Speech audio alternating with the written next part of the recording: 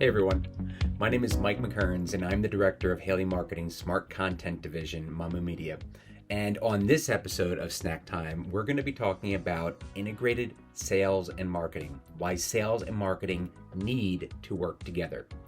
I'll touch on some of the most common hurdles to achieving sales and marketing unity, and we'll wrap things up with some practical tips that you can use to turn these two departments into a well-oiled machine. Before we dive in, I want to make sure that we're on the same page with what I mean by sales and marketing on a very basic level. The sales team exists to make sales, to bring on new accounts that will help the company to grow revenue. The marketing department exists to make the sales process easier so the company can make more sales. And unfortunately, in some companies, sales and marketing are not always aligned. This isn't always obvious, but will often come to the surface when the overall company goals are not being achieved. The marketing department blames sales for not taking advantage of all the leads they generate and the content that they create. The sales team, on the other hand, might think that the marketing department is not producing enough sales ready, as in like ready to buy right now, good quality leads. However, in companies where sales and marketing do work closely together, not achieving their goals is rarely a problem. In fact, according to research done by the Aberdeen Group, companies that optimize the sales and marketing relationships will grow revenues 32% faster. Also, companies with aligned sales and marketing teams realize 38% higher sales win rates, 36% higher customer retention rates, and they generate 208% more revenue from marketing. This is according to a study completed by the Marketing Profs. I think it's pretty safe to say that there's a huge upside to integrated sales and marketing. If you already achieved this with your team, congrats. I mean, that's a huge hurdle to overcome. You're well on your way to becoming the top competitor in your market. But if not, let's talk about the three most common stumbling blocks according to Demand Gen survey of 995 sales and marketing professionals across the United States. These are communication, broken processes, and misaligned metrics. So starting with communication.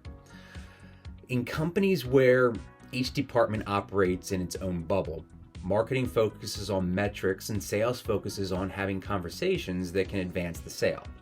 As a result of this, one hand doesn't always talk to the other, and if marketing is seeing engagement with a particular piece of content but not sharing that data with sales, opportunities are going to be missed. Good example, a few weeks ago here at Haley Marketing, the marketing team saw an uptick in engagement with our recruitment marketing content. As a result, the team partnered with sales to deliver some content on behalf of the sales team. The timing of this content was impeccable. I mean, it could not have been any better. It resulted in more meetings scheduled than the sales department of one could put on her calendar. And luckily, some other teammates were able to jump in and help out. But it really goes to show that communicating between the departments is crucial to achieving success. In Demand Gen survey, they asked sales to prioritize what they need most from marketing and vice versa. The top two needs from sales were lead quality and lead quantity, and for marketing, it was lead follow-up and consistent use of systems. I believe that this disconnect can become a self-fulfilling prophecy and lead to the next stumbling block, which is a broken process. Pipeline growth and movement through it is where the true integration between sales and marketing occurs. But if sales and marketing can't agree on the fundamentals, like what is considered a qualified lead, the definitions of each stage of the sales funnel, and lead scoring criteria, there's going to be a huge disconnect that will make it it'll make it nearly impossible to gain alignment. Once the process is defined, it also needs to be implemented consistently. The next area relates to how each department measures the success of their efforts. Misaligned metrics. In order for sales and marketing to feel that they're working towards the same goals, they need to share the same goal. Sales is typically measured on quota attainment, win rates, and renewals, yet none of these show up on marketing's radar because marketing is traditionally more focused on leads. With both teams focused on different metrics and aspects of leads and accounts, it's no wonder there's a conflict. This is a good segue to turning things around. Starting with metrics, I think that sales and marketing need to match some of their metrics. I propose that sales and marketing need to make their number one most important metric revenue growth and view all others that are specific to sales or marketing as metrics that exist to measure the movement toward their top level goal of revenue growth. The second area is one that may have the biggest impact: meet on a regular basis. Annual, quarterly, or even monthly meetings aren't going to cut it when sales is talking to customers and marketing is analyzing data every single day of the week. A standing weekly meeting will allow the teams to compare notes and plan accordingly. Next, work together to decode your customers and understand what makes them tick. What did their journey through your company look like? How can you have an impact along the way? Fourth, once your process is fixed and defined, make sure that it carries over to your CRM and use these tools to stay on the same page.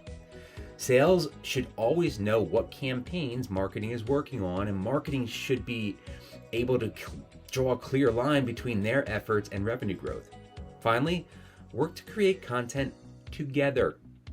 One of the key takeaways from a study done by the Content Marketing Institute is that only 25% of all respondents with low alignment of sales and marketing said that they discussed how to use content to advance the sale. On top of it, a mere 19% discuss when to use the content. With no doubts, these are the two most important areas to ensure effectiveness. If salespeople don't know what to do with all the content, what's the point of making it? A few months ago at Mamu Media, we realized that many of our clients were not using our content effectively. At a time when getting a foot in the door for new business sales is getting harder and harder and harder, as a result, we started to deliver a very detailed plan with each of our content packages that gives the sales team a step-by-step guide on how to use the content to open new doors.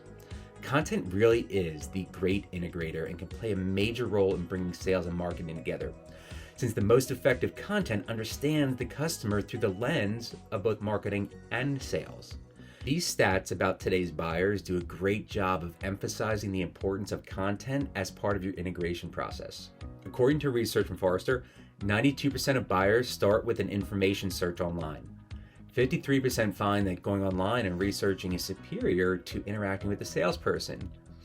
75% of buyers depend on social networks to learn about different vendors, and a whopping 90% won't ever take your cold call. This same study from Forrester compares how companies that have loosely integrated sales and marketing teams and ones that have tightly integrated teams discuss how and when to use their content in the sales process. And only 25% of all respondents with low alignment of sales and marketing said that they discuss how to use the content to advance a sale, and on top of it, merely 19% discuss when to use the content. By contrast, 8 out of 10 marketers in highly aligned companies show their salespeople how and when to use content. The bottom line is that content can bring sales and marketing together. The most effective content understands the customer through the lens of both marketing and sales. According to Forrester principal analyst Mary Shea, the empowered B2B buyer is neither concerned with how your organization is structured and who's responsible for the content on your website, nor are they interested in talking with sales reps simply because they downloaded a white paper. Your buyers want contextual interactions with both human and digital assets across a holistic but non-linear journey. Let that sink in for a minute.